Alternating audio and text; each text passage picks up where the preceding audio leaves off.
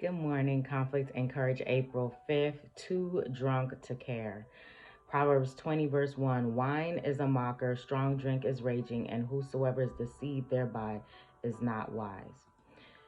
Nadab and Abihu would never have committed that fatal sin had they not first become partially intoxicated by the free use of wine. They understood that the most careful and solemn preparation was necessary before presenting themselves in the sanctuary where the divine presence was manifested, but by intemperance they were disqualified for their holy office. Their minds became confused and their moral perceptions dull so that they could not discern the difference between the sacred and the common.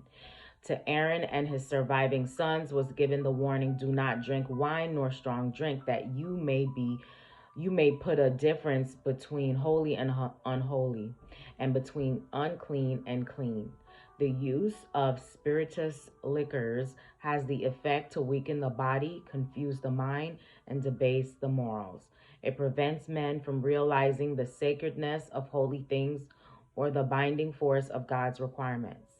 All who occupied positions of sacred responsibility were to be men of strict temperance, that their minds might be clear to discriminate between right and wrong, that they might possess firmness of principle and wisdom to administer justice and to show mercy. The same obligation rests upon every follower of Christ.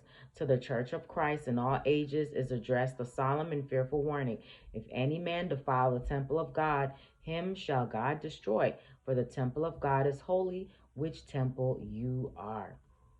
The case of Aaron's sons has been placed upon record for the benefit of God's people and should teach those especially who are preparing for the second coming of Christ that the indulgence of a depraved appetite destroys the fine feelings of the soul and so affects the reasoning powers which God has given to man, that spiritual and holy things lose their sacredness. Disobedience looks pleasing instead of exceedingly sinful. Hope you have a great day today. Live courageously.